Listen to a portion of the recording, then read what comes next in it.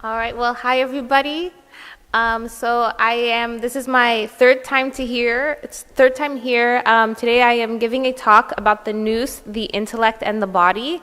I actually gave this talk a couple of years ago when we were at the tennis club.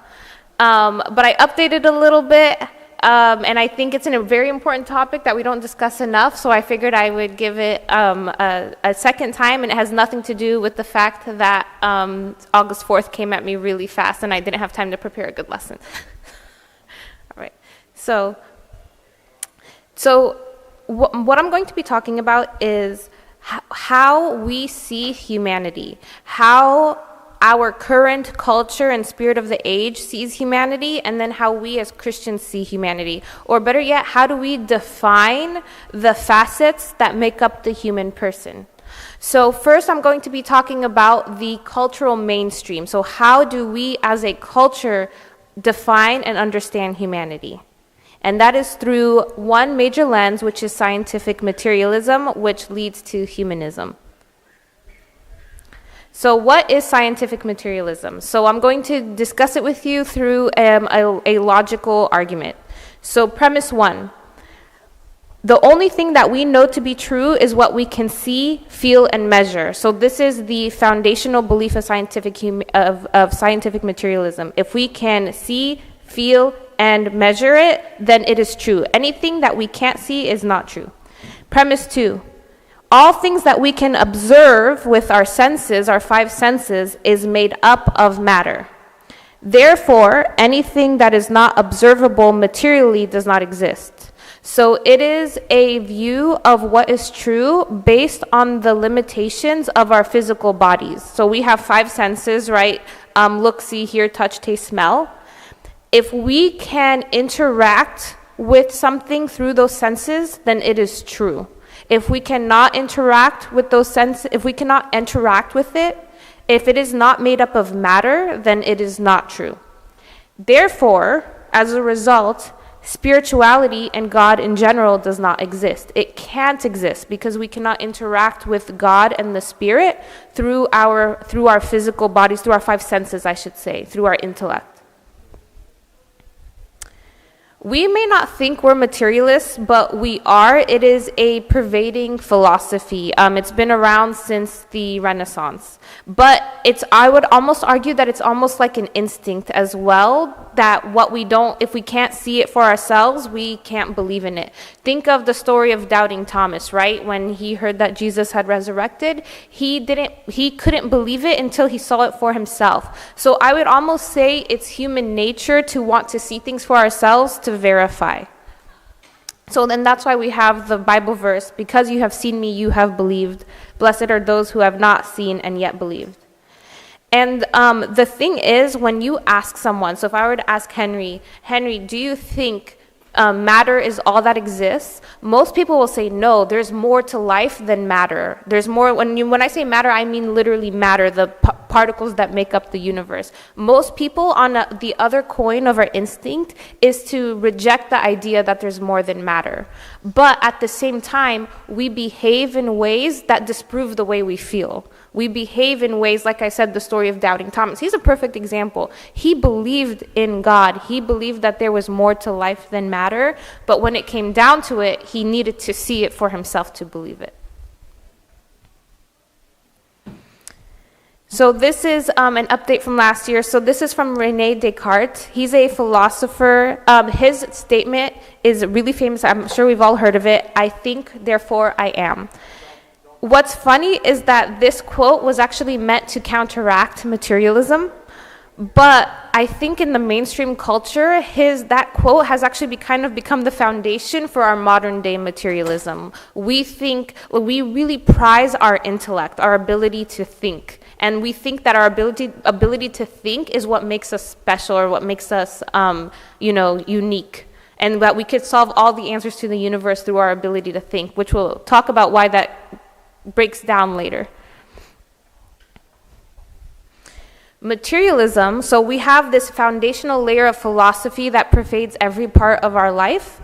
And materialism in turn gives way to humanism. So humanism, I would say, is probably the most dominant religion in the world. I would say actually, and this could be a topic for another day, I would say until recently even when I gave this talk the first time, I would say I was a Christian humanist, which we can talk about as well maybe in another time. But humanism is basically the philosophy that without theism or supernatural beliefs, we can still put the burden on us as humans to lead ethical lives. So we don't need Jesus, we don't need God, we are the change we've been waiting for. We have the power to make a difference. We have the power to better society. Humanists believe that this is the only life of which we have certain knowledge, so there you see that idea of materialism in there, and that we owe it to ourselves and others to make it the best place possible for ourselves and with all whom we share this fragile planet. So this is from the Humanist Society of Western New York. So here are just some examples of, I just pulled from the internet. So I am not religious. I am a humanist because human beings are more important than dogma and traditions. I am a humanist. If you are hungry, I will offer food. If you are thirsty, I will offer water. If you are cold, I will offer warmth. If you are in need, ask and I will give. If you are in trouble, ask and I will help. So the best way I can explain it, my friend told me, it's like we have the Christian framework for being, but then we pulled God out from the center and we put ourselves in. So you can see really clearly here. It's based off of it's almost like a reaction, I would say, to Christianity, clearly. Like this second meme is a perfect example, or the second graphic is a perfect example. But they really think that they really believe and feel that without God, if anything, God and the belief in God is actually a hindrance, like this first picture. The belief in God actually keeps human progress from happening. But, but also there's Christian humanism as well, which is kind of like, against, just like Christian materialism, accidentally falling into the beliefs of, accidentally taking on the cultural mainstream and putting it on for yourself. And it's not that humanism I don't want to say this is not a topic about humanism versus Christianity. This is just worldviews. And so here's another one. Humanists believe in empathy, peace, and social justice, critical thinking, altruism, ethical development, responsibility, humility, all the good things that we also believe in as well. So when you have this worldview, this scientific materialism and humanistic worldview, it's because I shouldn't say they because I don't like they, us, them language, but I would say this worldview posits that the human person is made up of two facets, the intellect and the body. So the intellect is the part of you that reasons. It is the part of you that is able to do logic. It is the part of you that is able to debate. It is the part of you that is able to do math. It is the mind. And I would argue in our culture, the mind is considered to be the most, the person who sharpens their mind is the most, celebrated, most popular, most amazing, winning Nobel Awards and things like that. Then we have the body. The body is the part of you that survives. It is the part that is driven by instinct. It has basic drives. And also, very importantly, this is where also a lot of where this comes from as well, which is hormones and emotions. So empathy is an emotion. The desire for justice is an emotion, right? Indignation. Compassion is an emotion.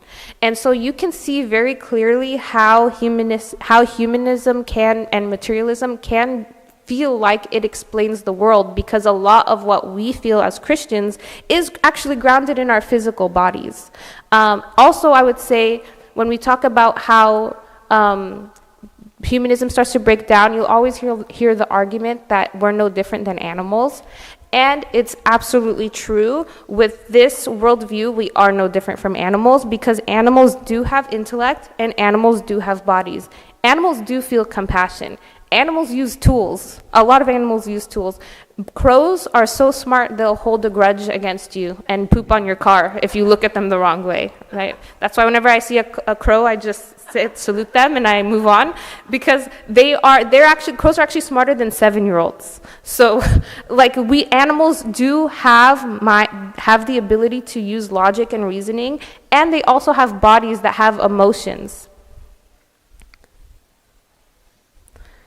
So based on the premises of materialism, anything that can be true must first be proved by the scientific method. I know we all know what the scientific method is. So for something to be true, it has to stand up to scientific scrutiny. The reason why is because matter can be verified through the scientific method. So this is all going back to that first premise, which is anything we can see and believe is anything we can verify, and if we can verify it, therefore it's true. As a result, through the humanistic perspective, there is no greater fulfillment, no greater truth, no greater power than those achieved by the mind or the body.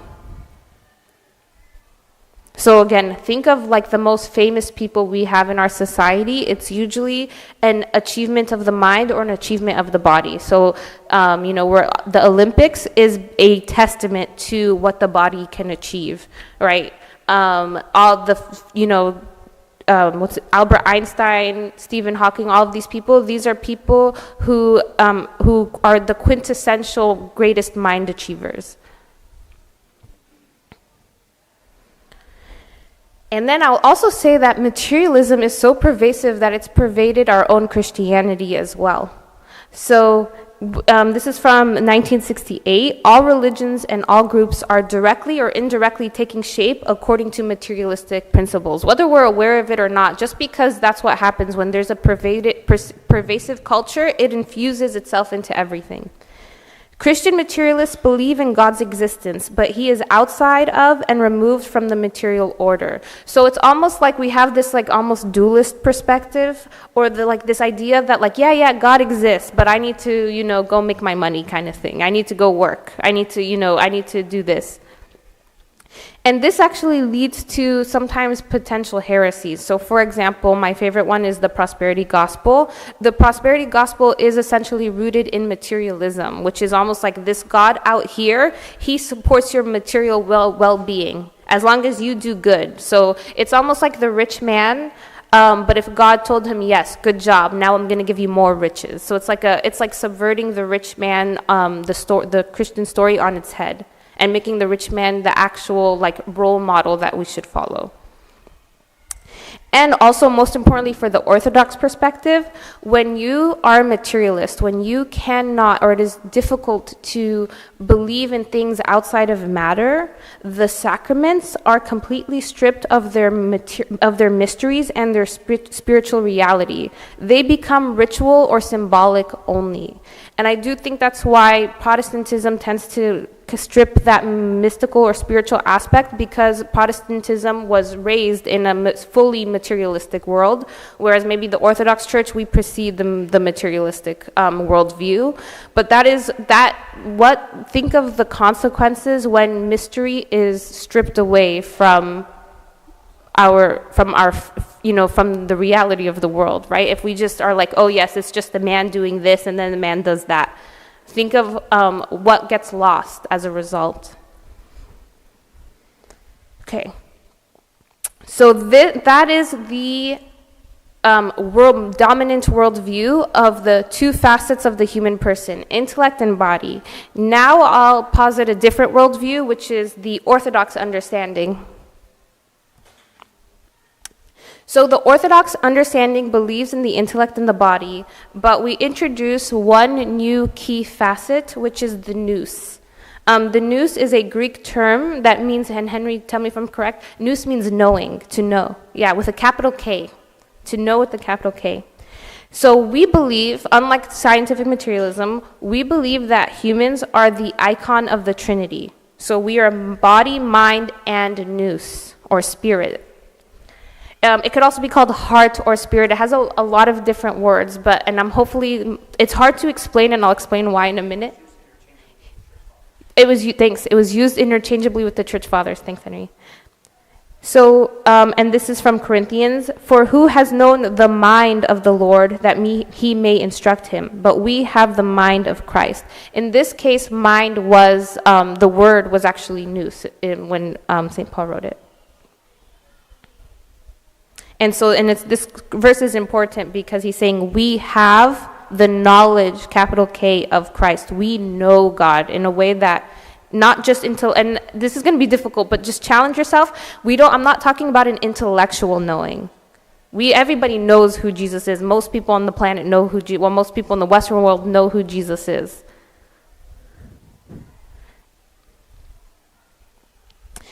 So the nous, unlike everything that I've been able to do now, has been easy because it's all been in the realm of the material world. So it was super simple. Premise 1, premise 2, conclusion. Premise 1, premise 2, conclusion. The nous completely operates outside of the materialistic world. So it can't be described through abstract concepts and then arguing it, like coming up with premises to reach a conclusion through deductive reasoning. It's impossible. Instead, it understands divine truth by means of immediate experience, intuition, or simple cognition. In short, it is a knowing, not a logical argument of Christ. And so I pulled this from René Descartes. He said, "I think, therefore I am." This is not that. In fact, my husband made this up. He is, therefore he thinks. So it comes from a being, not thinking. It comes from being in the present moment. When you are in the present moment, there is where God is, and there where you will experience him. So when I say no, I don't mean no in your mind. I mean no in your present moment of your existence. Nous is knowledge of the divine. So this is that in the Orthodox view, it's considered the highest faculty in humanity through which he or she knows God or the inner essences or principles. It is the highest activity of the human soul. It is the part of us that feels that hole that materialism cannot fill, no matter how hard it tries. And so my favorite example is with Bill Gates. A lot has happened since I gave this lecture with his life, but I'm going to give it anyways. So I came across an AMA with Bill Gates a couple years. AMA stands for Ask Me Anything, and it's basically like an online forum where you could just ask a celebrity any question you want and they answer it. And so someone asked Bill Gates, and let me proceed this by saying Bill Gates is the ultimate humanist. He is the ultimate humanist. He is someone who has single-handedly eradicated polio from the face of the earth. He invests billions of dollars into, fixing people's sewer system so they don't get cholera. He really believes that he and his team and his people alone can change the world for the better. So he's the ultimate humanist. So someone went to him and told him in the AMA, Bill, you've done everything, you've done life better than anyone has ever done life. You have changed the course of humanity through your technology. You have changed the course of humanity through your philanthropy. You're the richest person ever alive. What's next? What do you do next? And his answer was 3 words, which was to not die. And so that, I think, is just the perfect example. We all have this God-shaped hole, and we all think it will come, if we can just achieve enough, if we can be good enough, if we could do enough, it'll be filled. But what happens when you've actually done everything you possibly can and you lived life better than anyone else? It's still not enough. It's still not enough.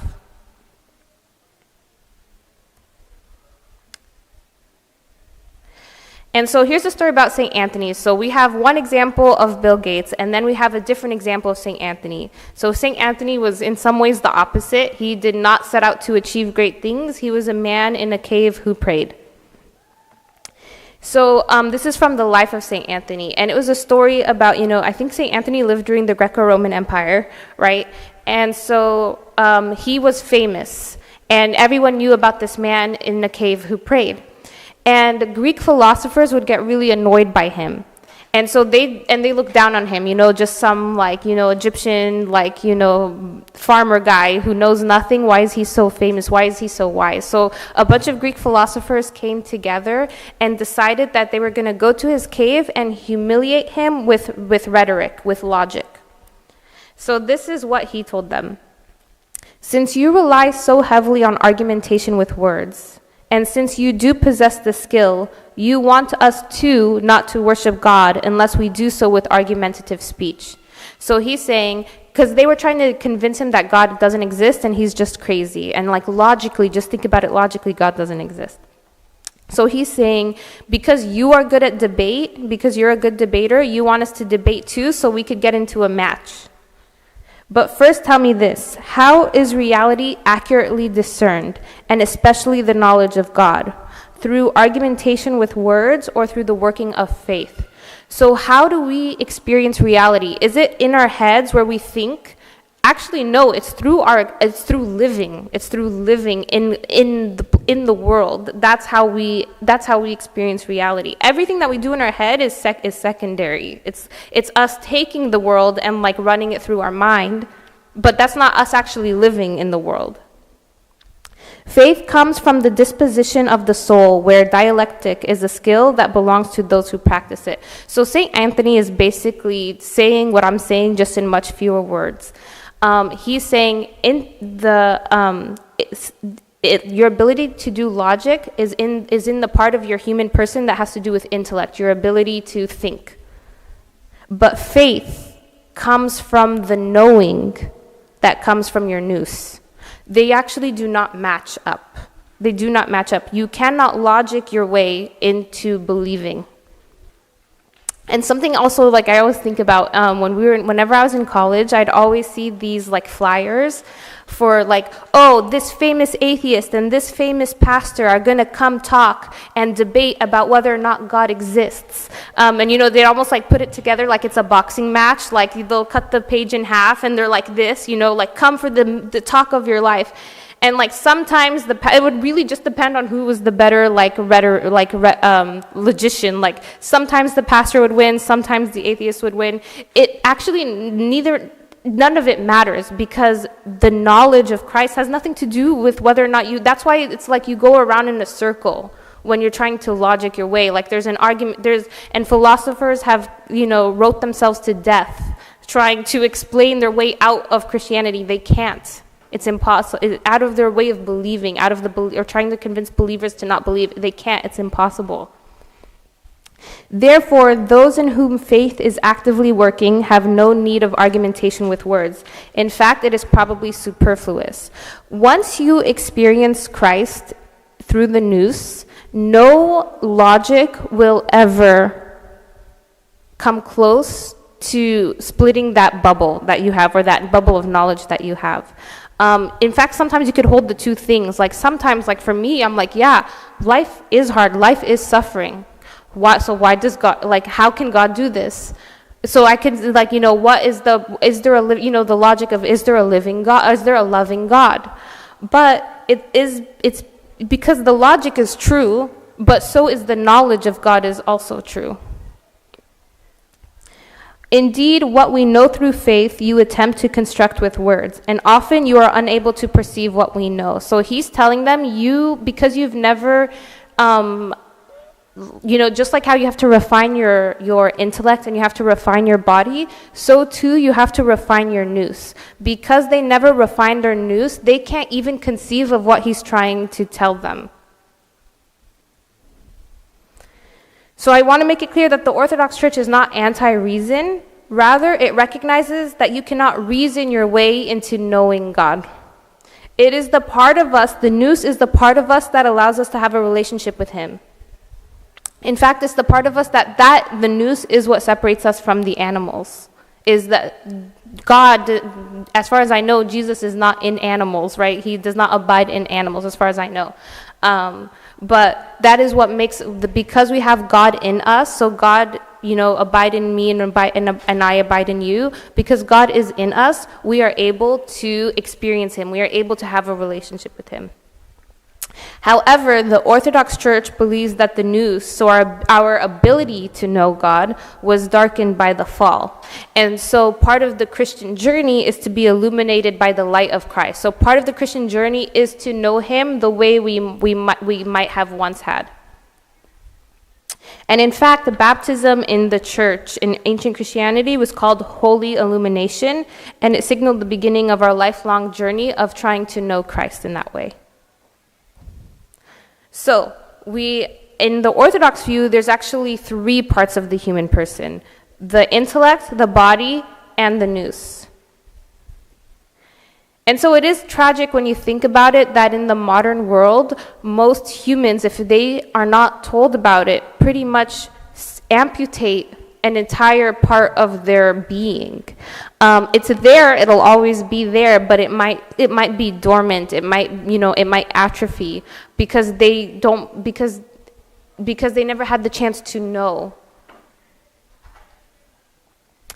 All three parts of the human person is good, and all three parts come together to help you be in relationship with Christ. But the most important thing is that you cannot know Christ without the nous. So how do you do that? Through your body. When you use it to worship, to do matanyas, that is you using your body. Through the mind, which is, I would say, what most people do, knowing about God.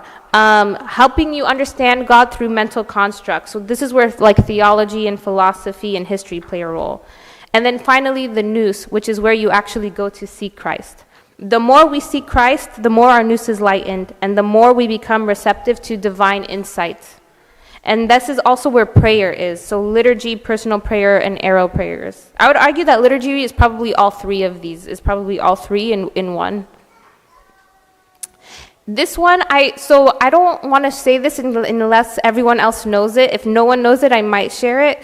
Raise your hand if you have not heard of Plato's allegory of the cave. Okay, all right. So Plato is a famous philosopher. This is one of my favorite stories. It's not a good enough. It's not a perfect metaphor, but it's a good enough metaphor, I'll say. So this is from Plato's book called The Republic. And so here the metaphor is talking about the search for knowledge and what happens once you know things. So the story is, imagine, I have this picture here. Imagine there's a group of people, a society, where as soon as they are born, they are taken in chains. Their bodies are chained, their necks are chained so that they cannot turn their necks. And they are forced to stare at the wall in a cave. And there are people behind who are doing puppet shows, and there is a fire. And so when they stare at the wall, all they see is the shadows of those puppets.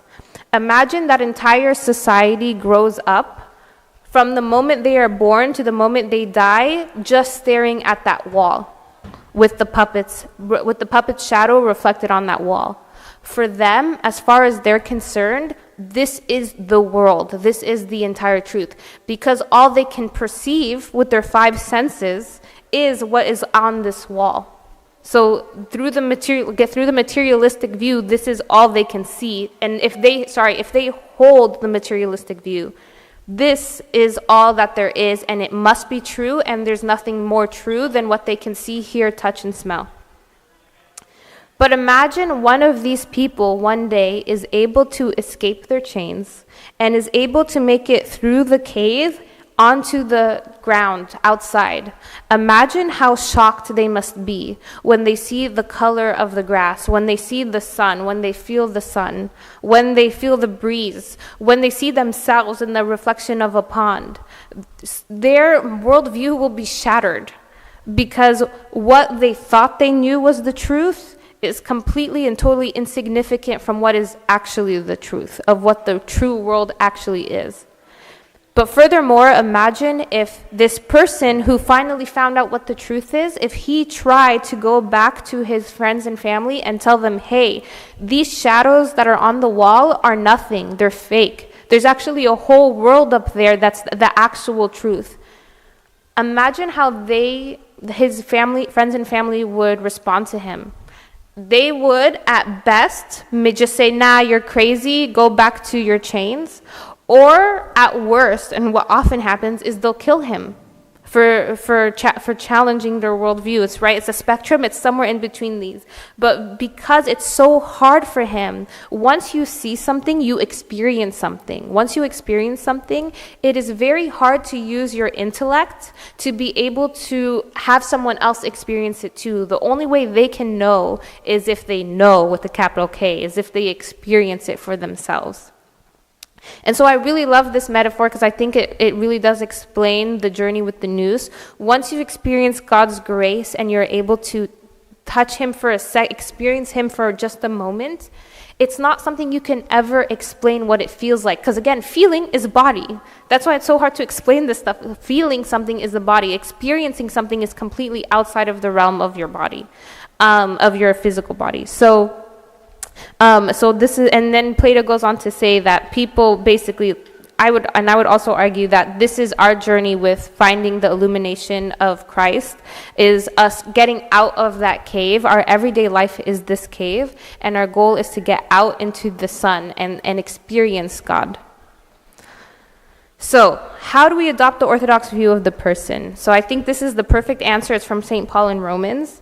And do not be conformed to this world, this shadow world in the cave, but be transformed by the renewing of your mind. In this case, he was saying, using the word nous, be transformed by the renewing of your journey for finding Christ, that you may prove what is that good and acceptable and perfect will of God. Thank you. Any questions? All right, thank you very much. You too.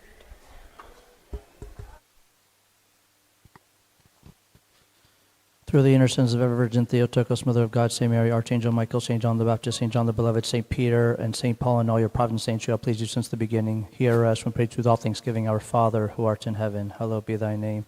Thy kingdom come, thy will be done on earth as it is in heaven. Give us this day our daily bread, and forgive us our